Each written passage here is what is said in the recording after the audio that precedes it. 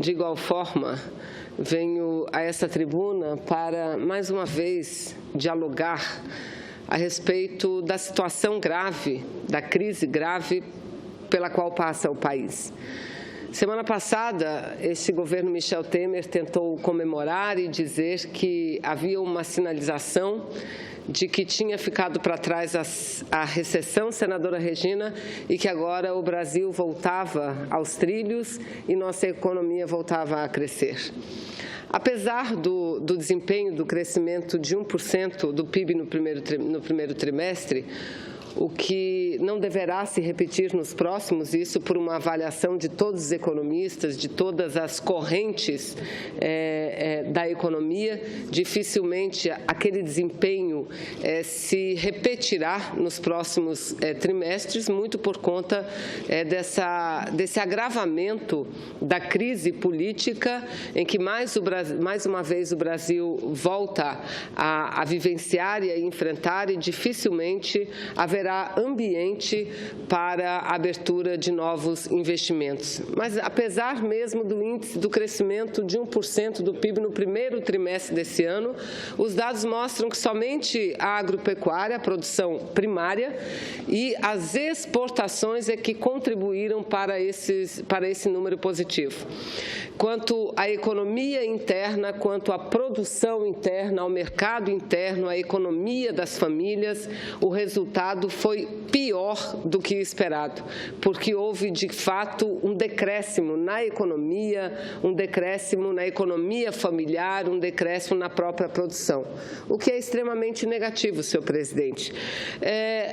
Apesar e além disso, o Brasil e os noticiários são a prova disso já há alguns dias, particularmente desde o momento, senador Telmar, em que se revelou a gravação do senhor Michel Temer com um dos sócio-proprietários da Friboi, da JBS, do qual falava aqui a senadora Ana Amélia. Quero dizer que tenho concordância absoluta e plena com a senadora, porque por mais que o acordo tenha sido importante, por mais que a delação tenha sido importante, fundamental, imprescindível, o que não é importante, o que não foi importante na minha forma e na minha concepção foi os termos da negociação.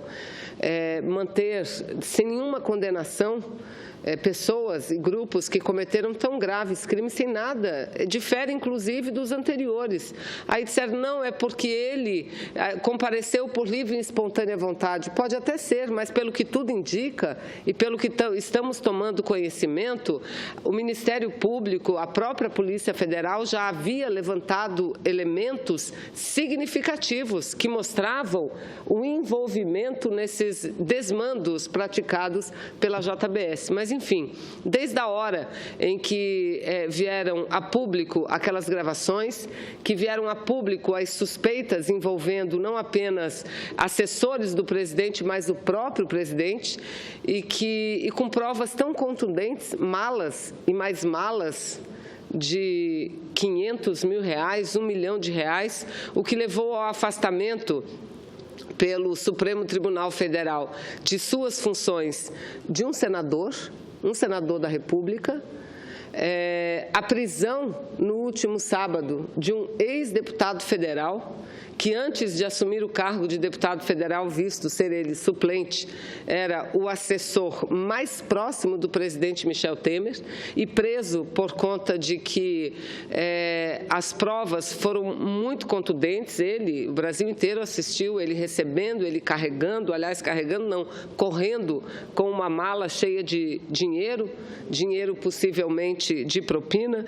Então, esse ambiente vem piorando a situação do governo, vem piorando também a situação econômica. E nós podemos lembrar, senadora Assi, Vossa Excelência, que esteve na resistência junto conosco, e, aliás, eu cumprimento muito por isso, Vossa Excelência, que desde aquela hora sabia que o problema que nós vivemos no Brasil era um problema político e não um problema jurídico de crime. E nós apontávamos outro caminho desde aquela hora, desde aquele momento. Se não há condições mais de governabilidade da presidenta Dilma, então vamos fazer a eleição eleições diretas, porque os críticos de hoje criticam essa saída porque dizem que o tempo é muito curto. Mas e aquela época, por que não abraçaram essa saída? E nós sabíamos que isso ia acontecer, porque tudo que eles diziam, a crise econômica, a corrupção, nós sabíamos que isso atingiria de forma muito mais forte o governo que estava entrando. E está aí, está dito, está aí, está atingido com muito mais força do que foi atingida a presidenta Dilma. Aliás, não há, por parte dela, e não havia à época, nenhum processo. Que existe são investigações sobre condutas eleitorais, sobre financiamento de campanha, mas nada que se compare às denúncias que pesam sobre o senhor Michel Temer, absolutamente nada. Então, quando tudo isso acontece, o presidente, em vez de ele dizer à nação brasileira, o Brasil é muito maior do que eu, o Brasil é muito maior do que os interesses políticos do meu grupo, e eu digo interesses políticos do grupo e não do seu partido, porque nós sabemos já que há diferenças dentro do próprio partido do governo.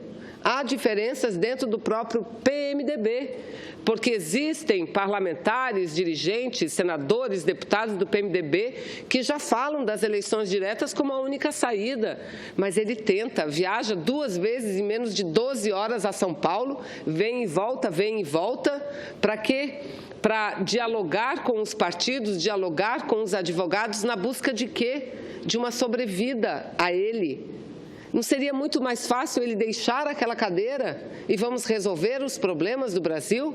Vamos fazer umas eleições diretas. Eu vou já usar o exemplo do meu estado do Amazonas. Já uso esse exemplo, mas não.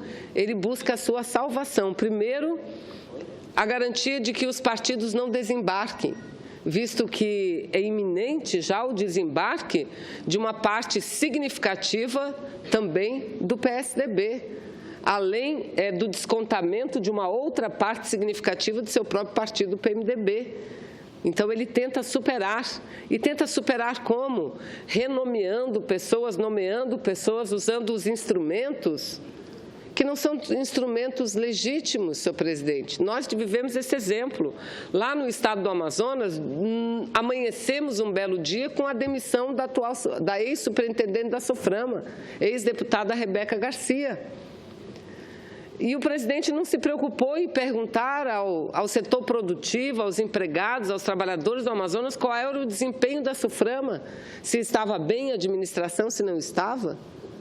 Eu não sou correligionária, já disse, não teve sua ida, sua nomeação, não teve absolutamente nada a ver comigo. Mas como eu trabalhei muito próximo à SOFRAMA, no debate da medida provisória 757, eu vi a dedicação da superintendente, a dedicação dos superintendentes adjuntos.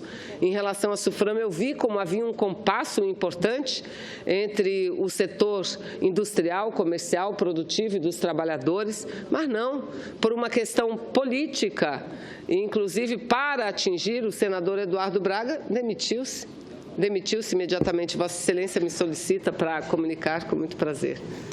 Comunico a presença dos alunos da Escola da Vila, Ensino Médio de São Paulo. Sejam todos bem-vindos ao Senado, à nossa casa, à casa de vocês.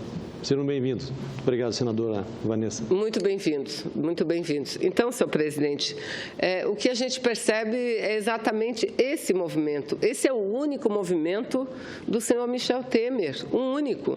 Se na época em que ele era presidente da República, vice-presidente da República, se de fato ele tivesse contribuído com o governo junto do qual ele foi eleito para que superássemos a crise, talvez tivéssemos superado a crise ali. Não digo exatamente com a manutenção da presidente Dilma, mas quem sabe umas eleições diretas naquele momento, naquele ano, em 2016 ainda, visto que ela, senadora Fátima Dilma, foi quem disse, olha, eu fui eleita por 4 anos, mas em nome do meu país eu estou disposta a abrir mão do meu parte significativa do meu mandato e chamar a população para que a população resolva o problema elegendo um novo presidente. Enfim, mas nem naquela altura ele teve essa dignidade dignidade, muito menos está tendo dignidade agora.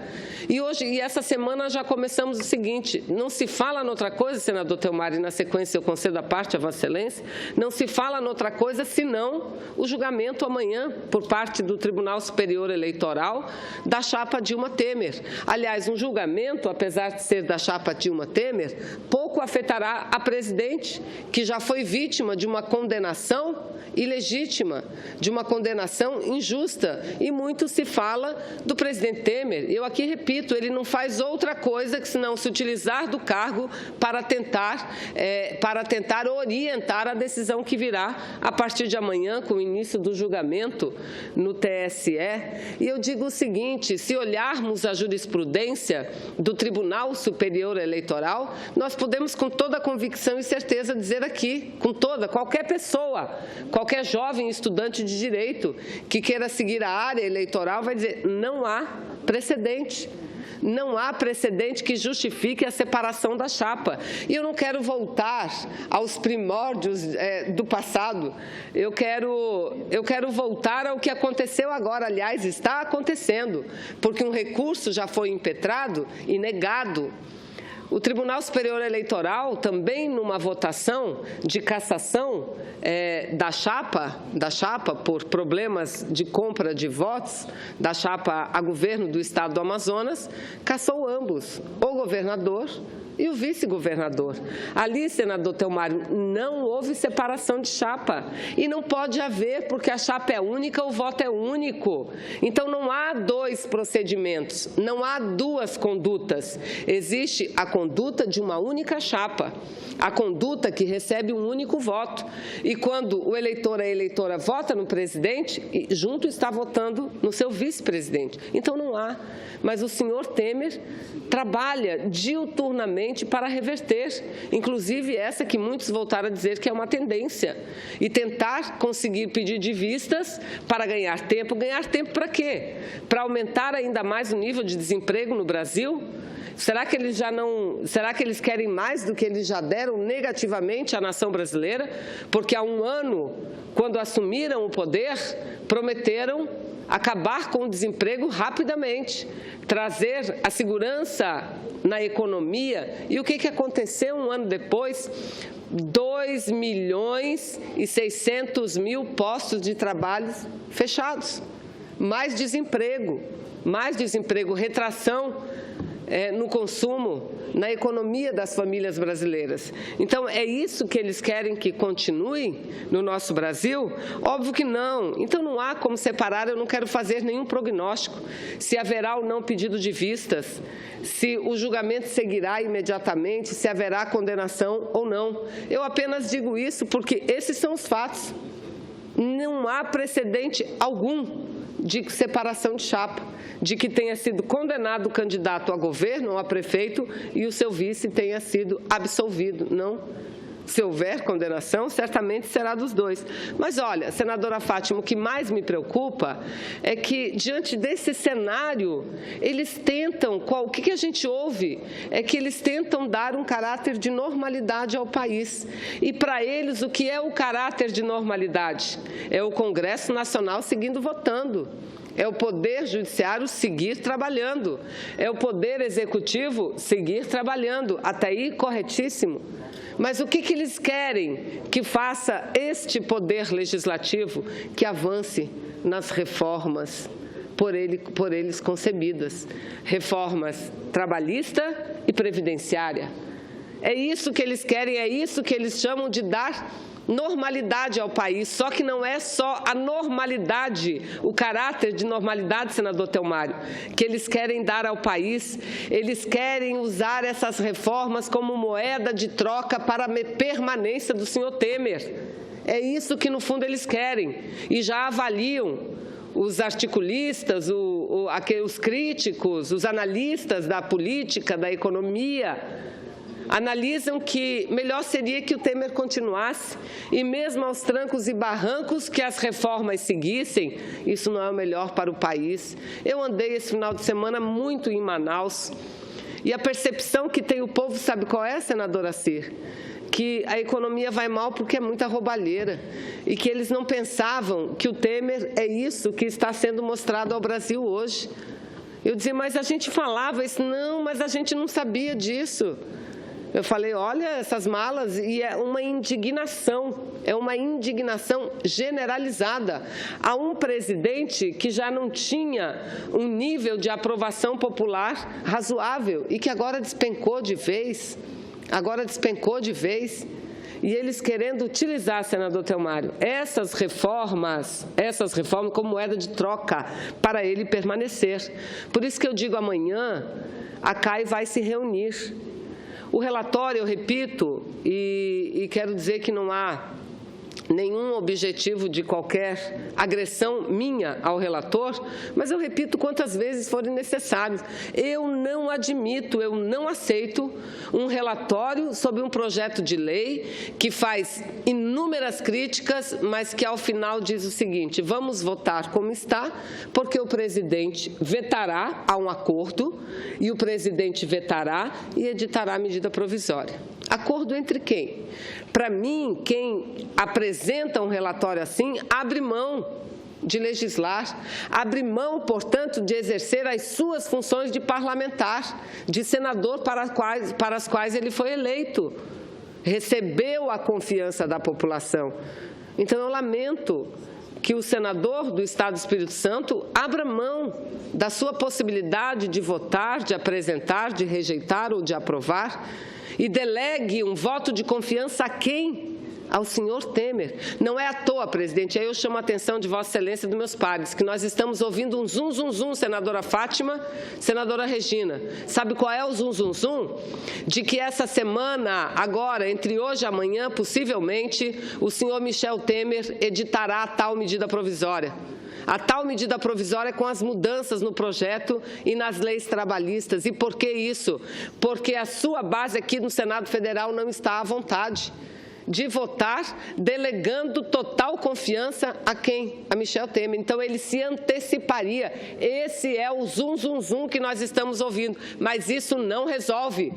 Não resolve, porque nós vamos votar uma lei. E se é para votar a lei, ela tem que ser modificada aqui. Se tiver que voltar para a Câmara, volta, mesmo porque tem que votar, senadora Cir. Sabe por quê? Porque nem a maioria dos deputados conhece o conteúdo da lei. A lei passou alguns meses sendo debatida numa comissão, um projeto de 7 artigos. E na última hora o relator apresentou o relatório mudando mais de 100 artigos, colocando coisas que ninguém imaginava que seriam colocadas e rapidamente, de uma semana para outra, foi votada em plenário. Então, nem os deputados têm o total domínio do conteúdo da lei. E por que não fazermos isso? Não, mas querem humilhar o Senado, querem humilhar os senadores. Votem do jeito que está, porque vocês têm que dar sinalização para o mercado que esse governo tem oxigênio e que só este governo do senhor Temer é capaz de fazer as reformas. É isso, e concedo a parte, senador Telmário, a Vossa Excelência. Senadora Vanessa, primeiro eu quero parabenizar a Vossa Excelência por fazer uma análise política do quadro brasileiro. E eu queria só, a título de colaboração, dar uma informação interessante com relação à corrupção do Brasil. Segundo os analistas, e isso eu vi na rede de televisão, hoje a corrupção do Brasil, o dinheiro tirado através da corrupção, que era em torno de 300 bilhões, daria de dar um salário mínimo para cada brasileiro. Um salário mínimo para cada brasileiro. E só naquela mala daria de dar R$1.000 para cada cidadão do meu estado, que é 500 mil. Então, isso é uma demonstração do quanto que a corrupção nesse país, que não é a grande maior causa, ainda não é a grande maior causa de toda essa crise, que tem também a sonegação, que acaba sendo também a corrupção, mas ela é muito devastadora. E eu acho que o país que nós vivemos hoje, ele não só precisa realmente de uma reforma política que venha das bases da população, como esse novo Congresso que a população elegeu tem que vir, e aí poder fazer até uma consulta para fazer uma reforma tributária que o país precisa. olha, esse modelo político que o Brasil tem, esse está falido. O sistema tributário nosso também está falido, em todos os sentidos. São muitos impostos, pouca arrecadação e muita corrupção. Que quando você tem uma rede de impostos que nós temos, a corrupção tem uma escala em todos os níveis, todos os níveis. Eu falo isso como auditor e sei como é que funciona, que a gente constatou muito isso enquanto auditor. Então, é interessante que o Brasil reduza a quantidade de impostos, consequentemente, facilita a arrecadação na verificação dos postos e deixa, senador Assi, mais recursos no bolso do trabalhador, do empresário, enfim, que possa realmente ser aplicado em benefício da própria sociedade, talvez aí gerando emprego, né, com mais criatividade. Então, eu queria fazer essas informações que eu acho que, na verdade, nós passamos hoje, a nação brasileira passa por esse momento. Então, nós temos que ter, senadora Vanessa, todo um cuidado muito generoso com esse momento. Eu digo que cada passo que o Congresso der, é importante que seja analisado com o olhar da população. Inclusive, foi por essa razão que eu tirei meu nome da Comissão de Ética, porque o Congresso precisa resgatar a credibilidade com a população. É uma obrigação do Senado fazer isso. E a Comissão de Ética deveria estar ali, composta rigorosamente por pessoas que estejam acima de qualquer suspeita, totalmente ilibada, para poder ter autoridade de poder julgar. Então, é preciso que realmente essa casa passe por uma grande transformação, sem nenhum cooperativismo, sem nenhuma proteção, para que realmente a população volte a acreditar nessa casa maior legislativa do país. É muito importante. E hoje, só para completar, eu critico a corrupção, mas hoje eu vou centralizar a minha fala no Estado policial, que está também um perigo. Eu vi até um editorial da Veja, e um pouco naquela linha, eu dei uma olhada, e é preciso. É importante que as instituições do Brasil estejam fortalecidas, Ministério Público, tribunais, justiça, enfim, mas que os fins não podem justificar os meios. Você não pode rasgar as leis brasileiras, você não pode passar por cima das leis brasileiras para arrancar de qualquer forma, né, aquelas informações que você precisa. Senadora Vanessa, a tortura, ela pode ser a tortura física, mas pode ser a psíquica, que ela é muito mais, talvez, agressiva dentro da sociedade. E você não quer saber o que é você jogar uma pessoa, às vezes, numa cela, né, e oferecendo a ela uma oportunidade de delação A, delação B, e com isso generalizou. Eu tenho muito medo de que a gente realmente esteja aqui nos atacando, gradeando e esquecendo que estejamos, senador Assi, a serviço das grandes potências, que o Brasil vinha a passo largo, não para exportar matéria-prima, mas tecnologia. E nós não somos. Não adianta dizer que o Brasil é grande e perde para o Chile. O Chile é pequenininho, é fácil de operar, com todo respeito a esses países menores. Nós somos um continente de dimensão geográfica e o Brasil caminhava para isso. Então, de repente, nós podemos estar sendo aí, né, vítima de toda uma orquestra das grandes potências mundiais. Eu agradeço e concluo, tem menor tempo do que Vossa Excelência me garante, senador Assi, apenas para dizer e relembrar, e fazer aqui um pedido. Nós estamos com o plenário não praticamente vazio, mas era importante que amanhã o relatório não fosse votado como está, porque, veja, não há nem lógica para isso, porque qual é a lógica que eles querem impor? Senador Telmário, qual é a lógica que eles querem impor? Aprova o pior que possa ser aprovado, dando um voto de confiança a um presidente que nós nem sabemos se vai continuar no cargo ainda, para que esse presidente vete alguns itens e, em outros, encaminhe para o Congresso uma medida provisória. Uma medida provisória leva, no mínimo, 4 meses para ser aprovada. No mínimo. Então, não seria mais correto o Senado fazer as modificações que tivessem que ser feitas, devolve o projeto à Câmara dos Deputados, que mantém ou promove outras mudanças do projeto? Será que não seria muito mais lógico, mas deixar na mão do presidente? Sabe por que eles querem fazer isso? Porque também essa é vista por eles como uma tábua de salvação para o senhor Michel Temer. Porque se o projeto é tão bom assim, como diz a propaganda da TV, moderniza, gera emprego, por que nós somos contra? Por que eles estão tendo dificuldade de aprovar? Porque não é bom. Porque o projeto muda a lógica do dano moral. E mudando a lógica do dano moral, ele prejudica o trabalhador mais simples, a operária de chão de fábrica, porque o dano será pago de acordo com o salário daquele que sofreu, senador Assir. Se ele recebe um salário mínimo, e se o dano for leve, serão 10 salários mínimos somente. E se alguém da administração ganhar 10 salários mínimos, serão 100 salários mínimos. Então, olha a diferença, porque cria o tal do trabalho intermitente, pagamento por hora e acaba com o salário mínimo, porque se no final do mês as horas trabalhadas der num valor inferior ao salário mínimo, pode receber que não tem problema nenhum, porque o projeto é ruim. É ruim. Então, eu espero que amanhã haja um compromisso desse Senado, da maioria dos senadores, não com o senhor Michel Temer, mas um compromisso com o Brasil e com os trabalhadores e trabalhadoras brasileiras. Por isso, não devemos votar o relatório como está. Muito obrigada, presidente.